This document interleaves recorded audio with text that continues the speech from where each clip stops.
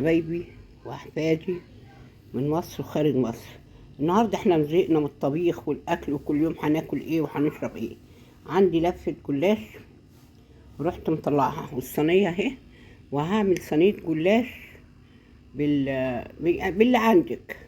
جيبي بصله وحمريها وحطي عليها قوطه، وعندك جبنه ماكس حطي، عندك لحمه مفرومه حطي اللي انت عايزاه حطيه، وفلفل. وانا متشكره جدا واشكركم على كميه التفاعل اللي انتوا بتدوهوني، وربنا يبارك فيكم يا رب ويحفظكم كل شهر. وانا لو وصلت لغايه هنا ما تنسوش اللايك والشير يا اعلى متابعين. ربنا يحفظكم يا رب بحق جه النبي، ويسعدكم كمان وكمان. طب انا هحط، جبت نص لفه الجلاش وحطها، شايفين الصينيه اهي. عندك حته جبنه حطي، عندك بصله حطي، واديهم تشويحه على النار، وادي الجبنه المكسي.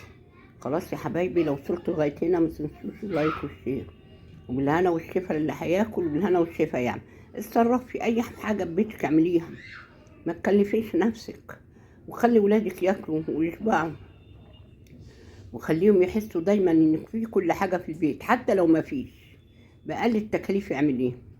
ربنا يسعدكم يا رب ويديك الصحه ويبارك لكم.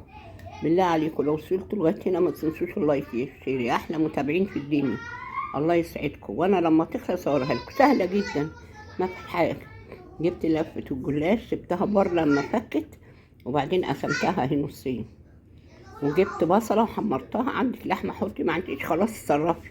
عندك فراخ ومتقطعه حطي، اللي عندك كله حبيبتي اعمليه، هيبقى زي العسل طالما من ايدك زي الفل ومعمول بنظافه في البيت. والهنا والشفا اللي هياكل. وحطيت اللي انت عايزاه الحشو. عندك جبنه ماكس حطي، عندك الاول بصله وتحمريها. انا ما بحطش قوطه، وبعدين عصقتهم في بعض كده، حطيت البصمه عليها اللحمه، حته لحمه صغيره. عندك فراخ حطي، عندك الجبنه الماكس حطي.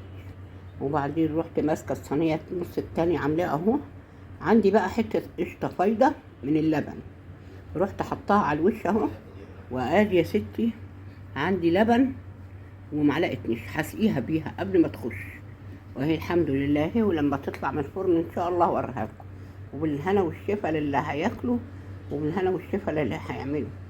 دايما يا رب تعملوا بايديكم احلى حاجه وبأقل التكاليف في بيتكم. ربنا يسعدكم ويوفقكم.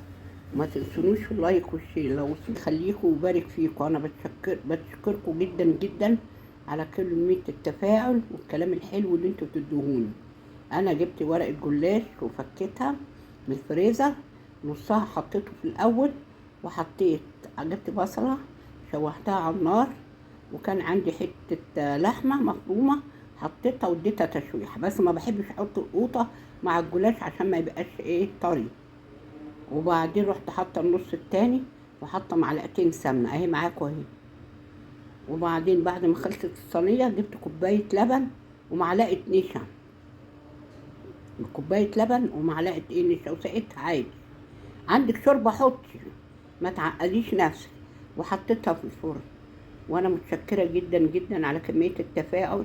ربنا يخليكم ليا، وهي طلعت الحمد لله.